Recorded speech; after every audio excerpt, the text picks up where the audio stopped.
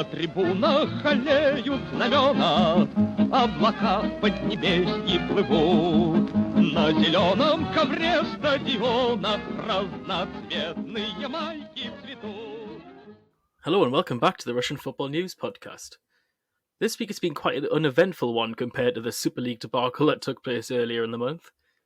We'll be covering the only thing left to play for in the RPL, the race for Europe, as the rest of it is pretty much already decided. Then, Richard and David will catch up on some FNL matters before we all take a deep dive into Aleksei Stukalov's new-look Ufa side. And of course, as I mentioned earlier, this week we're joined by David Sanson. Hello. It's weird how long ago the Super League stuff feels. Like it was only last weekend, but it feels like an age ago. Like it's a long forgotten thing already, almost. It's weird. That Twitter account of things that lasted longer than the Super League did is quite brilliant, and it's also good that Tambov in the RPL is actually one of those things that lasted longer than the Super League, considering how bad they've been. But as you can also hear, we're joined by Richard Pike. Good evening, guys. How are we all? It's an anonymous start, or maybe a good start, that we've been recording for 30 seconds and we've already got straight off onto a tangent.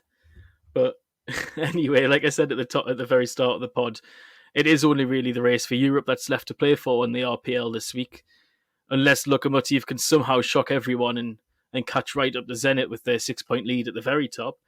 But a little bit further back, Rubin Kazan in 4th, Sochi in 5th, CSKA in 6th, and Dynamo in 7th are all currently on 46 points with just 3 games remaining.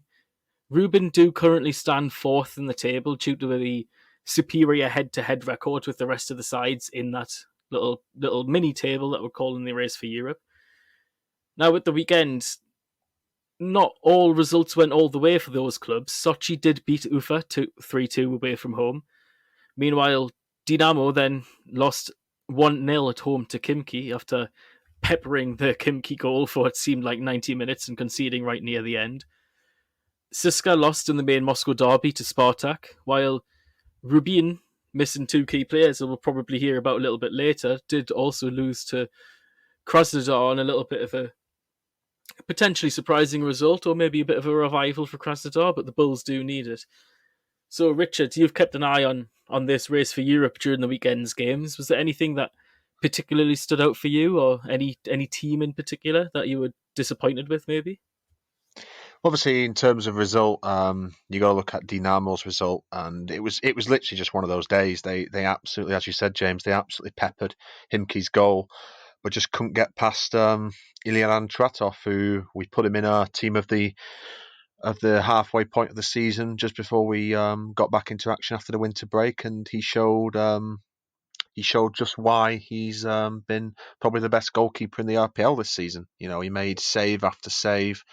Some of the shots, admittedly, were straight at him, but there was one in particular in the second half. I think he saved from Konstantin Chukavin, and it was right by his near post, and it was like he came out of his goal and then spread himself, you know, like the goalkeeper that comes to mind for me is Peter Schmeichel. He spread himself like Schmeichel and just stopped Chukavin's shot. It was a really, really good save, and he pulled off 1 or 2 others.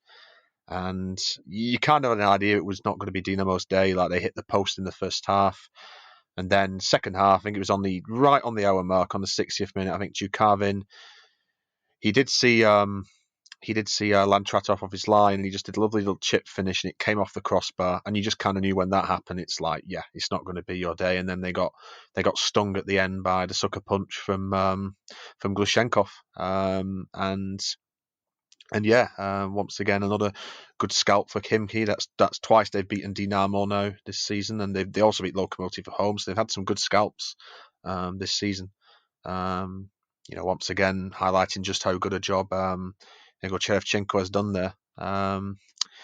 They're probably the losers of the weekend, Dynamo. Rubin, probably a missed opportunity from them. They could have really, I haven't seen their game, but they could have really, with CSKA and Dynamo losing, could have strengthened their grip on that 4th place. But obviously, the mitigating circumstances were Kricha Karatshelia was injured, and I think Dennis McCarthy was suspended, I think. Sochi, probably the real winners of the weekend, actually, in that race for Europe, with a win against Ufa. another good performance and good result from Vladimir Fedotov's team. So it's such an interesting race, and it's literally with all 4 of them being level on 46 points. It's going to be so tight, so tight. Looking forward to this race for Europe. Sochi do have quite an easy run-in to remain as well. I mean, they do play Khimki and Krasnodar, which aren't the easiest of games, but they also play Rota Volgograd, which is, at this rate, the way Rota are playing, a guaranteed 3 points. To look at some of the other teams run-in, CSKA to have Ufa at home, before Krasnodar at home, and then Dynamo away. Rubin host Dynamo this weekend, before travelling to Tula to play Arsenal, and then finish off the season hosting Rota in a relatively kind remaining 2 matches. But it's Dynamos which are really... I mean, you mentioned that Dynamo, this was a real losing weekend for Dynamo. I thought they played quite well. They dominated the game, and it was really a sucker punch that they got a little bit robbed at the end, but it really does look like a bit of a potentially season-ending result for Dynamo, because they've got the worst head-to-head record out of these 4 teams. And the 3 remaining matches are away to Rubin, away to Lokomotiv, and then at home to CSKA. That's a really difficult run-in for them. But we'll go on to next to Rubin. They obviously do, like I said, play Dynamo next. And David, I think they really missed Denis Makarov and Kavica at the weekend. Yeah, absolutely. It was a very poor... I mean, the first half was dreadful. I don't think we actually didn't have a shot in the first half. Now I know CSKA didn't manage a shot on target in their game against Spartak. But that first half, we went out and I think it seemed obvious that we were playing for the draw. Obviously, we then conceded. Rubin conceded quite early on through Ionov, and it was just one chance, and they kept actually Smolnikov and Ionov down the right side, taking advantage. They were really applying the pressure down that side, getting in behind Samoshnikov and I think Zuev. Was either Zuev or Huang who was playing out on that side. Oh no, it was Shatov, and he was drifting all over the place because obviously he normally plays central. They were running rings around Samoshnikov, getting in behind all the time, and they managed to get through, and that's where they scored from. And then second half, Rubin picked it up. Krasnodar had a couple of chances. Dupin pulled off a couple of good saves, but once we brought on Bakayev on the wing, like an actual winger, doesn't have the high dribbling numbers of Kucha or Makarov, who are 2 of the most prolific in the league. They're like in the top 5, but Bakayev's I think about 10th or 11th in terms of dribble numbers. So he's still going to be a threat, and he was. Our two or three best chances of the game. 2 of them came through him. Making runs down the left side. Both of them, I think, were crosses for Despot, as I recall. One of which went and landed on the roof of the net. So, I think it was... it seemed to me that Slutsky was playing for the draw. I think I would have, in hindsight, the decision would have been to start Bakayev to go, try and offer a threat. But I think they were playing for the draw, and when we conceded, that was against the plan. But and we could have held the draw. We did limit Krasnodar, but ultimately it was the gutless first half which cost us. If it had carried on, you sort of fancy we made a good score. But the fact that obviously Dynamo and CSKA had also lost that weekend, we were thankfully the last team to play of the group. So I was like, look, everyone else has lost. We can lose here without too much pressure. I knew we were still going to hold that spot. Obviously, a win or any result would have been ideal, but it wasn't to be. Big, and then big fixtures weekend against Dynamo. We won the previous fixture earlier in the season. So all we need to do is hold a draw. Makarov will be back from suspension. Kvic is likely to miss the rest of the season. He may be back for the last fixture, the team say, but who's to say? So if we're going to minimum hold Dynamo to a draw, that means we'll have advantage over Sochi, CSKA and Dynamo if we were to finish equal on points, which, the way things are, it may well end up being that way. But you sort of fancy the Arsenal or Rotor, that should be 6 points for a team who want to qualify 4th. If they don't get 6 points, then maybe we don't deserve it. But it would be a shame to miss out on it now after having such a good season. So we need to take advantage of those last 2 fixtures and get the wins and try and finish top 5 if we can. Mm-hmm. And of course, they say top 5 because you criminally think that Loco may win the league against cup against Krylia. Just with the potential, a team that's won 11 games straight this year might have a good chance against the top of the second division. But, certainly, it's Locos to lose without a shadow of a doubt. So I'm just hopeful, optimistic for Rubin perspective anyway. Mm-hmm. I must admit, like we mentioned it with Misha last week a little bit, David, but I wonder what your thoughts are on CSKA and Vita Olic. She started off relatively well at life as CSKA manager, winning his 3 games off the bounce against, let's be real, fairly toothless opposition. But then after that, they've now lost 3 in a row against rivals who are stronger, but in and around where CSKA are on the table. Do you see much change, David, in the way CSKA play and approach games under Olic? Because to me, it really does seem like same shit, different day. Yeah, it's not been good. I mean, as I was talking to one of our esteemed colleagues yesterday, and the word PE teacher came out when it came to Olic, which, as you may recall, CSKA once put out a statement calling Cherchesov a PE teacher. Once upon a time, when he slandered Fyodor Chalov. So a bit of irony there, but it's not been good. We knew it was going to be a risk. Guy who's not managed the team before, he's only been an assistant.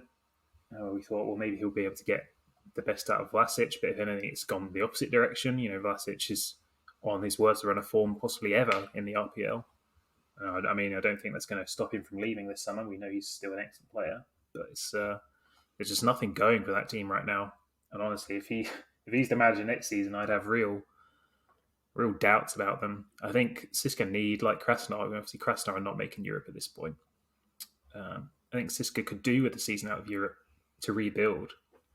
Whether that's under Olic to give him a season of just plain league football, or whether I doubt, I can't see them changing. It would, imagine them backing down on this higher after, just a couple of months. So you imagine they probably will go with Olic. So it's going to be a risk to go into this new season with him, based on they're going to probably lose Vlasic in the summer. Rondon's going to go back, end his loan, so they're going to need to go out and buy a striker, go out and buy a new creative midfielder.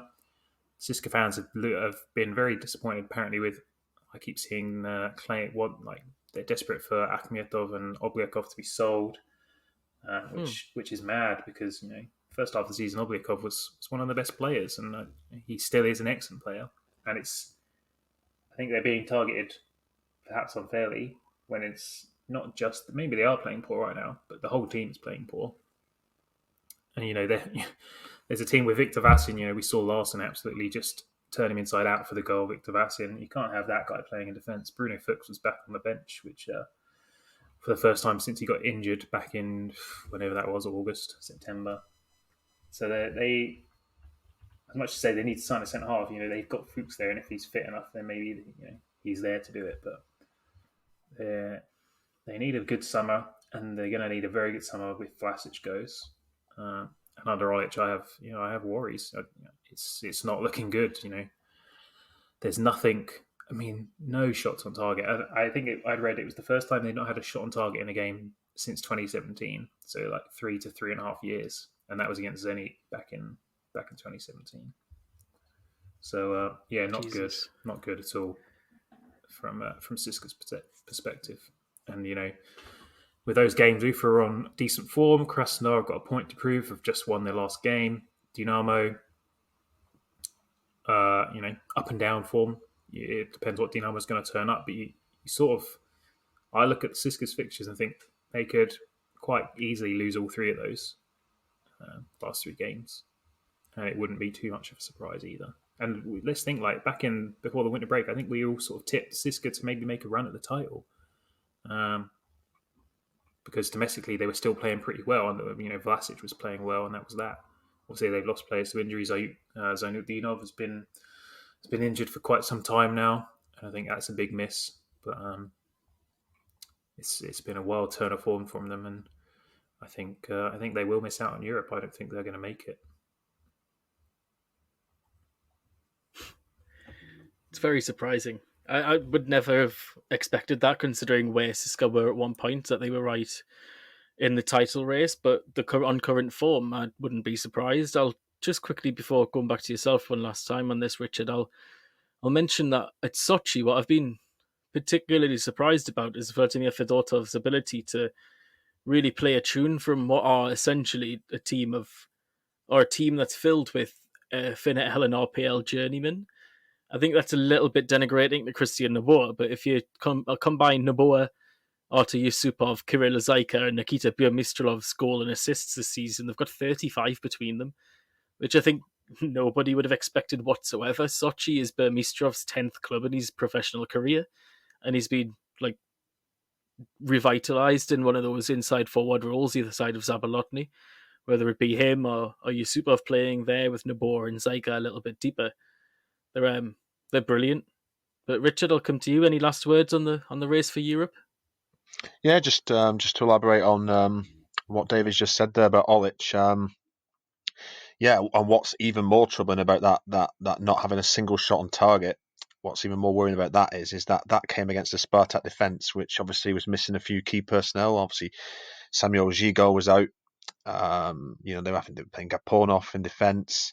And I totally agree. It was really, really worrying just how toothless they looked in attack. And the ironic thing is that, there's all those reports, wasn't there, when Olic was appointed that, this is an appointment to get the best out of Vlasic. Well, Vlasic was playing perfectly well before Olic came. It was just the fact that they needed something different from Goncharenko, and they're not getting it at the moment. And as I say, I still really think that CSKA job, that was just screaming Vladimir Fedotov to me. That really was. And I mean, I listened to a lot of football podcasts. I listened to one about the Bundesliga recently, and there's been a huge rise recently in the buying managers out of their contracts between Bundesliga clubs at the moment. Bayern have just bought Nagelsmann out of his contract at RB Leipzig, and Marco Rose is going to Borussia Dortmund from Gladbach last season. And when they were talking about this on one particular podcast I listened to, they were saying, well, if you pay a transfer fee for a player and you feel that they're worth that money, then you do it. And CSKA will probably spend money on players this summer, but I don't really see what would have been wrong with offering compensation to Sochi for Fedotov and taking him. Honestly, I feel that was just, especially considering CSKA like to appoint domestic manager, I think that it was just screaming out higher Vladimir Fedotov.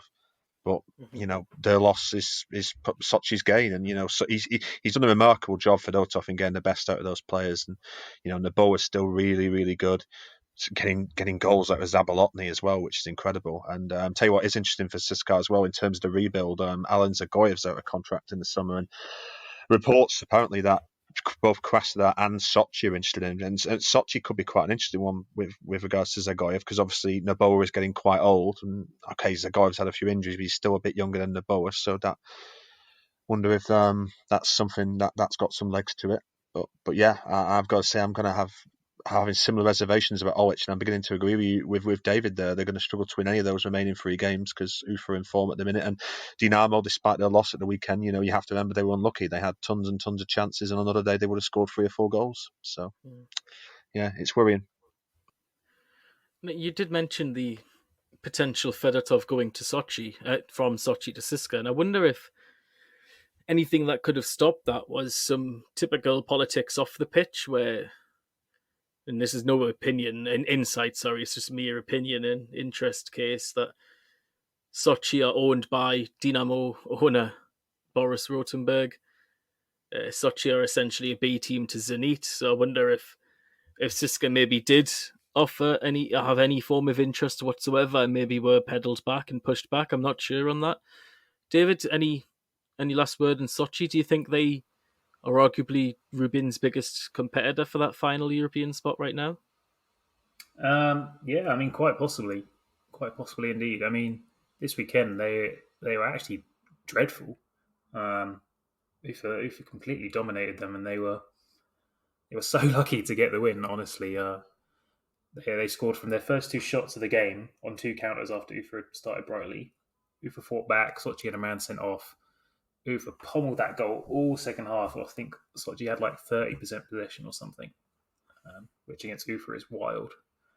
And it was a bit like Khimki Dynamo. They had one counter towards the end, happened to get a shot that hits Jokic on the arm, and they snuck a win. And that's when you can pull those results out. When you don't deserve them, that's when you know something's going right for you. But yeah, it'll be interesting to see what happens to that squad. There's a few players on loan there. Granted, players on loan there like Mamana and Prokyan aren't actually playing very much. Prokyan actually did start and score over the weekend though. So that old set of excellent cohort, it'll be interesting to see what happens to all of those. As you say, Nabo's getting old. I think any team signs Dzygoyev is foolish, to be honest. He's only played more than 50% of the minutes this season once since 2016. He barely completes 10 matches a season, and it's just not worth having him. It's just gonna be money just sat in the medical room, and it's sad to say because he was a phenomenal player back in his day, but he's just, I hate to say it, he's literally just a walking sick note at the moment. So I think someone will sign him. That's the thing. Someone will sign him, but I would not be going near him. But you could see, Goncharenko's already bought a few of the CSKA staff with him to Krasnodar. You could certainly see that happening. We've seen it before with Krasnodar where Galitski's gone and bought in Shirokov. He bought Shatov in for a bit as well. So he sort of likes doing that every now and then, bringing one of those old guys in who is his career was dwindling, and both Shirokov and Shatov had great spells at Krasnodar, let's remember as well. So maybe it would work, but I'll be a pessimist for once and say, I think Dzygoyev's career as a proper solid footballer in the RPL is over, and it's sad because he's not even 31 yet. But yeah, it's a shame. Yeah, it is a shame. I've seen weirdly a lot of people link Dzygoyev to Rubin, saying that Stutsky gave him his debut and he played for so long, but Stutsky didn't give Dzygoyev his debut, nor did he sign Dzygoyev. It was Valery Gadzayev who gave him his debut and signed him. But I entirely agree. I think anyone who signs Dzygoyev is doing it for the name rather than the experience of the last however many years that he's had in the league, because it is such a shame, like you said, going back to how good he was and when he first really broke through, and he was at the Euros and the World Cup, and he was playing really good stuff for both CSKA and for the national team, and then it's all just derailed from there, rather unsurprisingly, to be honest. Yeah, if he goes anywhere, let's just say Alanya get promoted, he would almost certainly go there, I reckon. Yeah, but he's from yeah, I'd agree with that. Yeah, he's from Beslan, isn't he? With the where the attack was. Yeah, and of course he's from Beslan, which is close to Vladikavkaz, and then of course he did train and was part of the Yevhen Konoplyanka Togliatti Academy in Samara. So there's obviously been the obvious links to Karelia. Then I think it was on Championat, if I remember correctly, last week. But anyone who's doing it, it's just not a wise move, especially for the money that is going to be on. If it's a pay-as-you-play deal, like you sometimes see, then it's an understandable risk as long as he's not on too much. But we'll take a quick break from RPL matters now, and we'll drop down a division because we didn't mention any of the FNL last week due to events that happened outside of Russia and just the magnitude of the Super League at the time. So the FNL did unfortunately take a little bit of a back seat. But Richard, you have been keeping an eye on the title race at the top end of the season, and you did tease last week at the end that we had a big battle in the race for promotion between Orenburg and Nizhny. I just wonder how that game went on and how the title race in general is shaping up. Yeah, I watched the first half of that game. I couldn't watch the whole of it like I had planned. Something came up, unfortunately, when the second half was on. I watched the first half, though, and just before half-time, Orenburg made it 2-1. 2-0. Yeah, Vorobyev, Dmitry Vorobyev scored both the goals. in that first half for Orenburg. And to be fair, they did deserve a 2-0 lead at half time. I think they outplayed Nizhny. And then they ended up eventually winning the game 2-1. Nizhny got a late goal back from Gotchuk, who's been a really good central defender for them this season. But it wasn't enough, despite a Joe Famier red card in added time for Orenburg. They held on to win 2-1. And there was a round of fixtures yesterday, actually, where Nizhny, they lost to Yenisei Krasnoyarsk, and Orenburg beat Chertanova 3-2. So suddenly gone from being a 1-point advantage by Nizhny 2 games ago to a 5-point advantage from Orenburg now. And with 3 games to go, I think, Orenburg are going to come up with Krylia. Orenburg are going to come up with Krylia. Krylia won 5-1 yesterday against Torpedo. Ivan Sergeyev just keeps scoring goals. I think that's 36 for the season now, which is absolutely incredible. I think the 2 promotion spots pretty much are decided now. The 2 teams that went down last season are coming back up. A little bit like the Premier League and the Championship, where Watford and Norwich have come straight back up after relegation. Same thing in Russia. The 2 that came down last season come straight back up. It'd be interesting to see how they both get on. You'd probably argue at the minute they're both considerably stronger than the 2 sides in the relegation zone of the RPL, and they'd probably give Ufa and Arsenal Tula run for the money as well, both the sides. It was a big game, and Nizhny have fluffed the lines. I think now it's going to be hard for them to go up. They're going to have to refocus and gather themselves for the playoffs. But automatic promotion now I think is pretty much decided. And David, you've been keeping an eye on further down the table, and one player in particular you keep liking to mention, and that's Tom's Nikita Krivtsov. Yeah, that boy. I never thought I would go out my way to watch Tom Tom's games on the regular again after I did it a few years ago, especially now they're in the second tier. But whenever Tom are playing, I try and stick the game on just to watch him. I think in 11 games now he's got 5 goals and 2 assists, playing in sort of a central midfield role, very free. Sometimes it's attacking midfield, sometimes it's deeper. Playing really well. And Tom having a really good go at trying to stay up. They've only lost twice this spring. They've drawn quite a few fixtures, but to only lose twice, I think they've played 9 or 10 games so far since the turn of the year. It's impressive. It's a good run. Them and Akron just above. Akron are 4 points ahead of them. They're both in the final 2 relegation spots as it stands, and between them, they've lost 5 times, and I think let's just say they've played 10 games each, so they've lost 5 times out of 20 fixtures, which is good. But there's been too many draws there. But they're both having a go, and Akron especially are within just 1 wins reach of climbing out of the relegation zone, which would be quite nice, I think, just because we know that Akron are an ambitious club compared to someone like Spartak and Krasnodar, 2 above them, or to like Tik Stilchik, who are just above that. Like 1 win, I think even 1 win would take them above Tik Stilchik, who have got probably the oldest average age squad in the league. And Akron have got a young squad. They've got a rich owner. They're looking to the future. So it'd be good to keep them up over one of those 3 clubs. And Tom Tomska's under Kurzhikov, they're giving it a go with their relatively young squad. Obviously, Krivtsov, Kosarev, both young Russian talents. Kosarev's got plenty of games at youth level. So a few of the other guys in the squad. So, I hope those 2 can stay up. The teams below them, Irtish, are pretty much gone at this stage. Technically they're not, but they essentially are. And Dynamo Bryansk, Chertanova and Shinnik are already gone. Unfortunately, give Chertanova a chance to rebuild. Krylia, I actually did have that game on yesterday against Torpedo. Sergeyev with another goal up to 35 now, so he's got 3 more to go in 4 fixtures, and they've got to play Spartak 2, Krasnodar 2, and Akron. So you see, they've got to play 3 teams who are fighting hard to avoid relegation, and he's got to score. I mean, the fact that Krylia went out and scored 5 and Sergeyev only scored 1 was the baffling part, really. Normally, that's just not what you expect. I think Artyom got excited. He said, Sergeyev scored twice, and unfortunately, I'd seen it. It was an OG, but a few of the websites stuck it down as a Sergeyev goal. So still 3 more to go.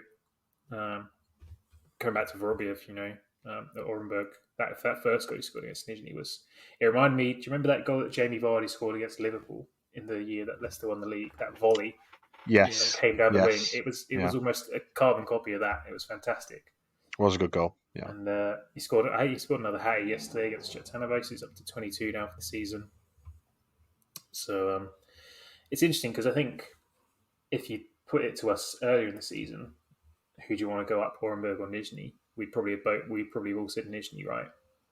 But having watched them a bit more, Nizhny plays such naff football, whereas Orenburg and Corelli, right?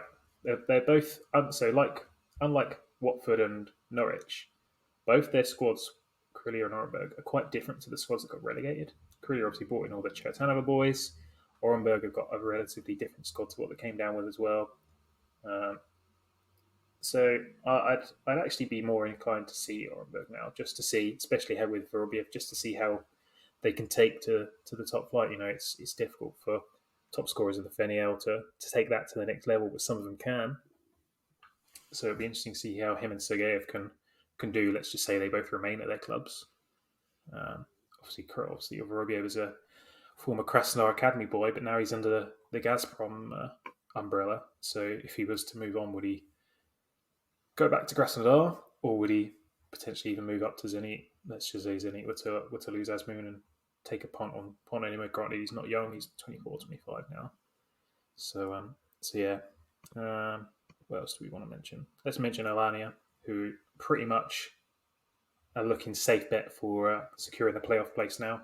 We had a pretty good playoff race there. Alanya, Baltica, Torpedo, Velez Moscow were in there at the start of the restart. Neftekhimik even were in with a shout at times. But Alanya have just marched on, carried on winning, carried on scoring, and they're now five clear of Torpedo after Torpedo's loss yesterday. So it looks like we're going to see them go on and take on either Arsenal or Ufa, it would seem, in the playoffs, which it'll be interesting. You got ultra defenses Nizhny and ultra attacking Alanya versus Arsenal, who are 1 week pretty good and 1 week pretty awful, and Ufa, who suddenly is starting to look like a whole new team. So that the playoffs will be interesting, especially as we didn't get any last year. So it'll be nice to have a bit of action at the end of the season. Yeah, I'll stop there. My only, it's a nothing worry really, and fans of those clubs wouldn't care less when it comes to Orenburg. But my only big worry about Orenburg, or not worry, is dislike right now, is that I watched the last match I watched of Orenburg was the 5-2 win against Spartak 2. And only like two of the players, I think it was literally the front two, I think it was Vorobiev and Fameye, were the only ones under the age of 25. And I do always like to see young players playing well in the FNL and getting the chance to potentially get promoted, because I think it's just a more exciting prospect.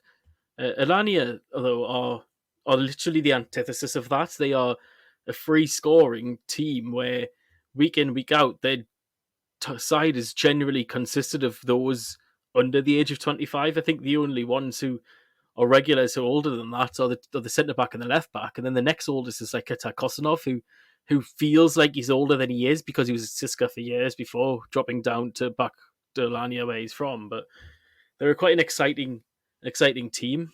Richard, any last words in the FNL before moving on?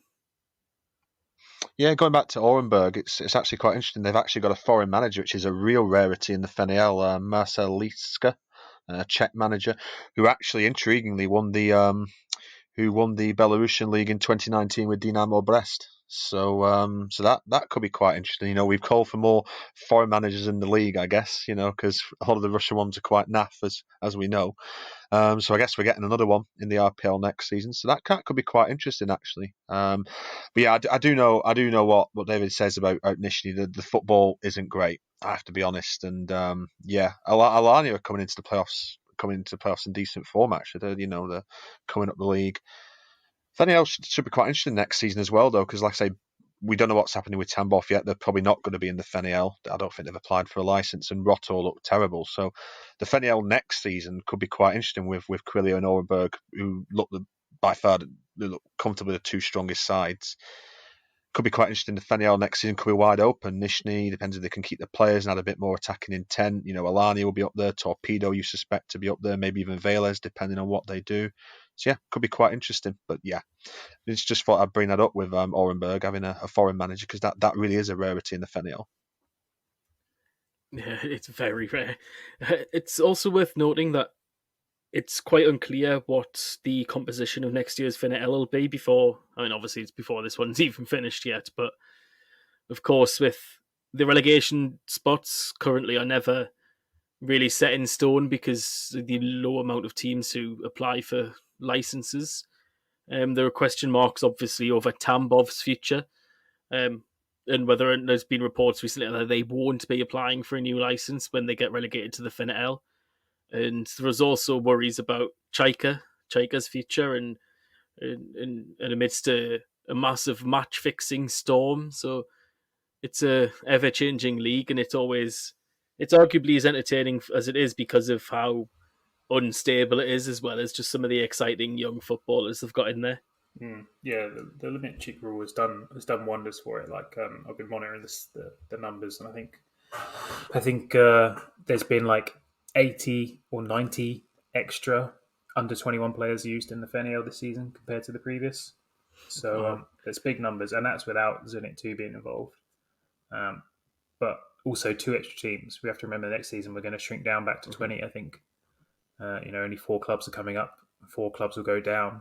So, not 4 clubs. We're going to lose 6, and only 4 will come up.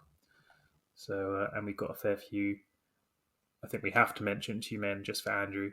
Tumen are in with a shout of getting back to a respectable league again. So that'll be interesting. We have to have Andrew back on for that, I think, if that happens. Maybe. We don't want to give him too much airtime with Tumen, because they are just a small club in Siberia at the end of the day. But no, Very good point. It's good to hear about the youngsters, because that's what we've been crying out for a long time. We'd like to see more RPL sides give their youngsters a chance in the FNL on loan, rather than just limiting them constantly to, say, the youth league. Because that is, I mean, I know a lot of the sides have the two teams in the division, but FNL is a far more of a man's game, and the players themselves are going to develop leaps and bounds more than they ever will playing youth football, purely because even if it's not technically they don't develop as much, but it's in sheer terms of physically, they're playing men's professional football. So the better standard in the FNL and the more youngsters that are playing is only a good thing for the academy system in the country as a whole, in the long term as well as in the short term. And if we do move on to a side who have been intelligent with their academy players, with their youngsters, and providing them a substantial and strong route into the first team, I'm going to take a little bit of a deep dive now into Ufa under Aleksei Stukalov, because I think we've all been a little bit impressed by, first of all, the first 2 results, where they defeated Akhmat 3-0 at home and then Spartak 3-0 away. And they did lose, as we mentioned earlier, to Sochi 3-2 in the last game, but the general performance was night and day once again from before Stukalov's arrival.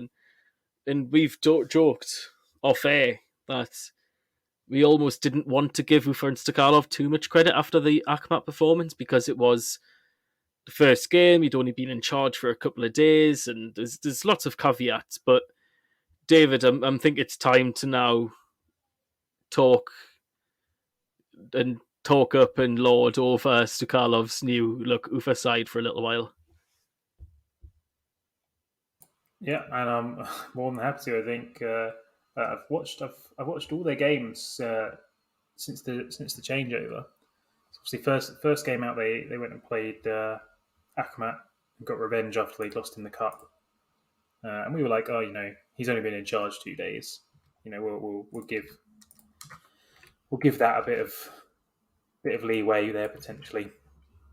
Then they went out and battered Spartak. I know you don't want to talk about it, but I think we should, because it was great. Hey, talked about it plenty last week as well. I've done. Yeah, but I wasn't here, due and I wanted to talk about it. that was, they played unbelievably well. And it's just, if you said at the start of the season, Ufa are going to sign these three guys who you've never heard of, Filip Miosalak, Komnin Andrich, and who's the other guy I was thinking of? Nemanja Militic. And they're going to be orchestrating a 3-0 win against Spartak Moscow away. You'd have said, nah, no way.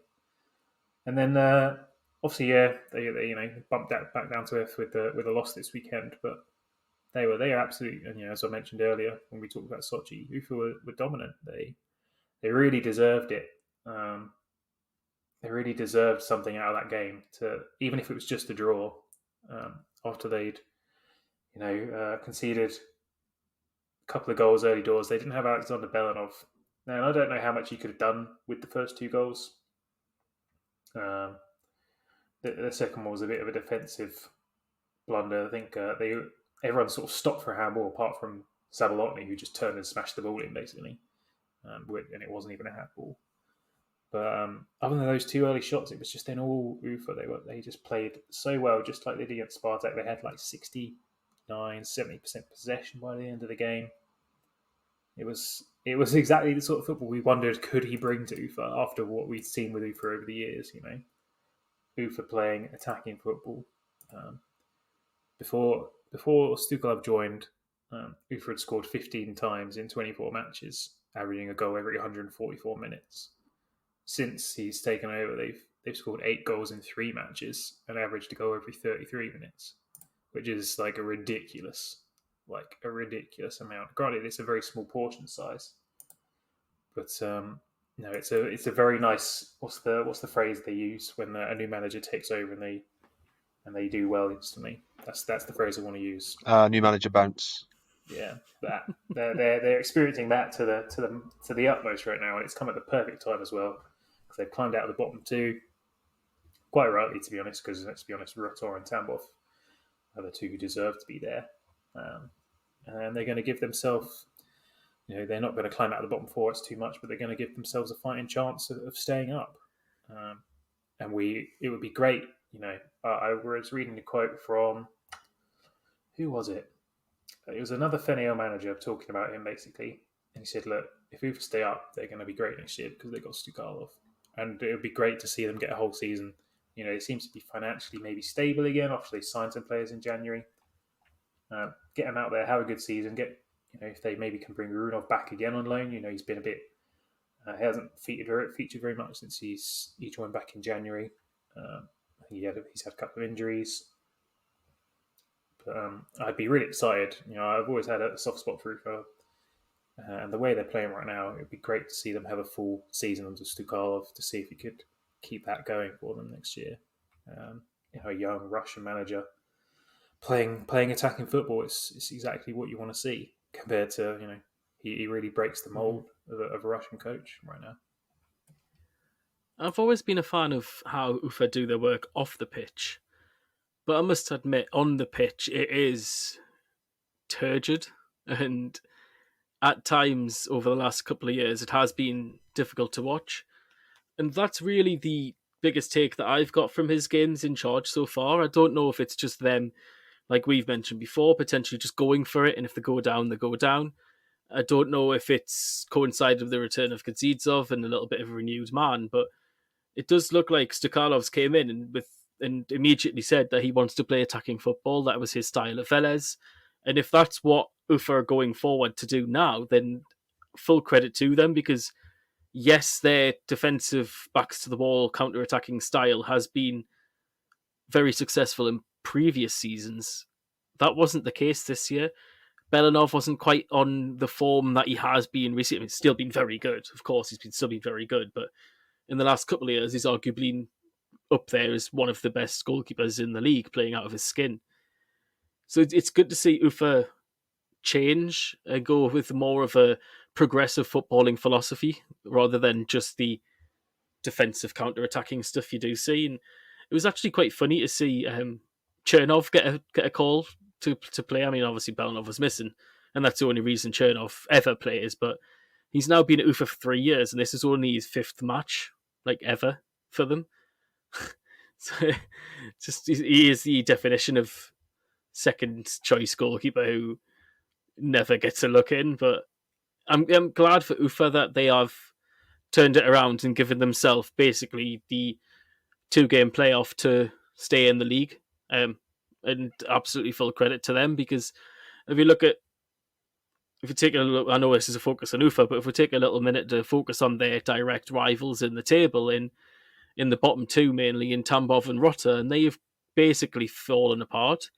A lot of people thought that Rota's team at the start of the season wasn't good enough, and it's proven now that even with some experience additions, that it simply isn't good enough and hasn't been. But since they sacked Katskevich, they've really totally fallen apart. And I think the Zenit game at the weekend, while Zenit deserve credit for the performance, especially Malcolm, the way Rota fell apart has been very disappointing to see. And I think that's arguably one of the most one-sided games I've ever seen. I think in the end, Zenit had like 75% possession, 30 shots, of which like 15 or 16 were on goal.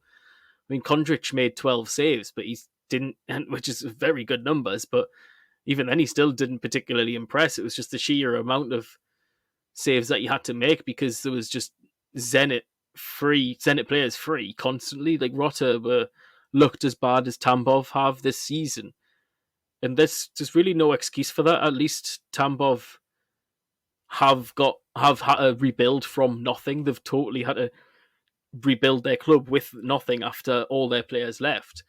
Rota have just folded. It's just inwardly collapsed on themselves, and Ufa deserve credit, because they've not only not done that, but actively made the change. I mean, Gazizov doesn't sack managers very often, and have really come out on the better side of things.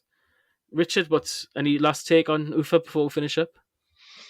Yeah, I'll probably catch the next couple of games from them. I'm fascinated to see Stukalov. I haven't seen any of the games since he took over, but yeah, it looks like there's already been a good new manager bounce, good transformation, and yeah, I quite like Ufa to stay up. Like I say, I think we all like them on the pod. They're a nice team. They've built themselves up really, really well. Very well run club. They just have these little wobbles, don't they? When a good manager or a couple of good players leave them, they have a little bit of a down period and they rise up again. Samak left them and there was a bit of a wobble. And then they came back, and Gazizov left them, then came back, and hopefully there'll be an upward trajectory next season. So hopefully, fingers crossed. And just on Rotor, be interested to see. I remember before, obviously, this was quite a while before I started writing for RFN. I remember reading about the 2011-12 season. That was obviously the first season when the calendar switched, and I think Tom Tomsk set a record that season for longest period without scoring a goal. It makes you wonder whether Rotor are closing in on how dreadful a record that is, considering how bad that Tom team that got relegated that season was. They've scored literally 3 goals since the restart, and they all came in one game against Tambov. And the crazy thing is about Rotor is, at least, like you said, James, Tambov, they've had to get a new side together, but at least they're actually scoring a few goals, whereas Rotor they're not scoring. It's just they've changed manager. It's just dreadful. I watched their game against Zenit, and yeah, Chondric, if it hadn't been for him, they would have lost. Probably would have had 11 or 12 goals put past them. They were literally that bad. Just really, really poor. I have to say Zenit played quite well at the weekend. I saw the game, and we'll quickly mention Zenit. They played quite well at the weekend. It was interesting without Azmoun how they played Driussi centre in a central position, and there was some quite good interchange between Mostovoy, him and Malcolm. Mostovoy, Driussi and Malcolm. That was quite a good interchange in the 3 behind Zuba. Wendell had another good game, playing slightly deeper this week in a 2. Mostovoy played really, really well. Be interesting to see if he can now, in these last 3 games, carry on that form, because obviously Zenit are going to be reshaping some areas of their squad this summer.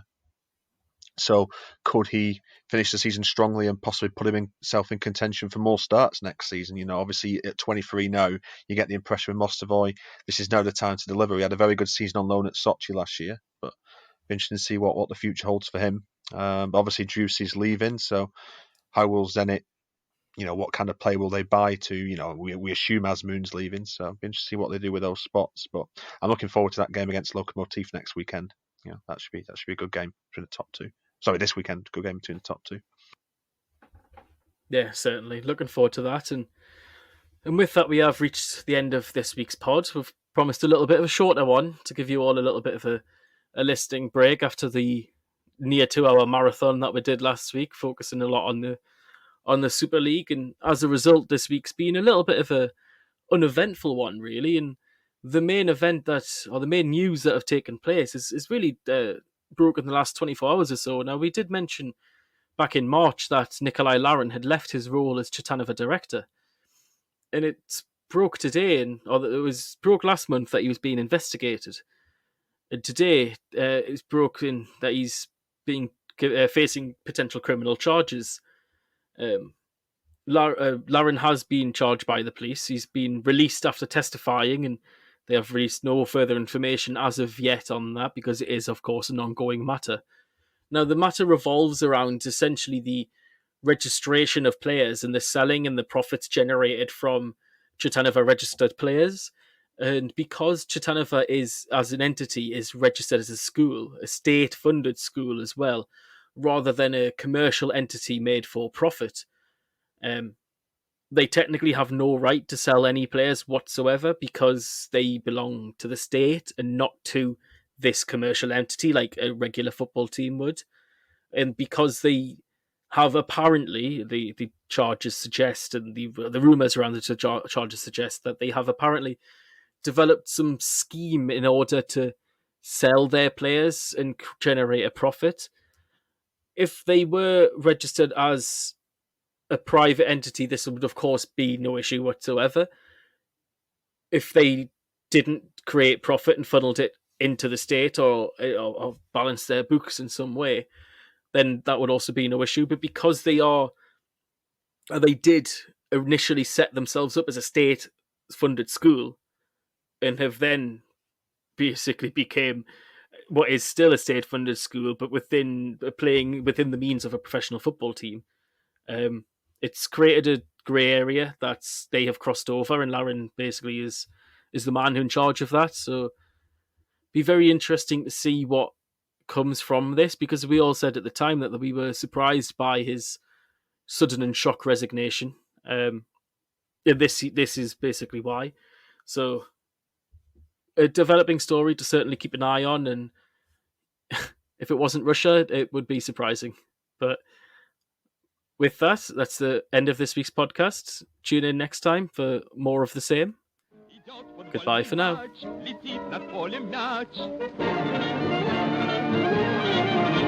Идет футбольный матч, летит над полем мяч. Веди его, беги, точнее его ударь, но мяч берет с ноги решительный вратарь. Не напрасно футбольное поле самых ловких и смелых влечет.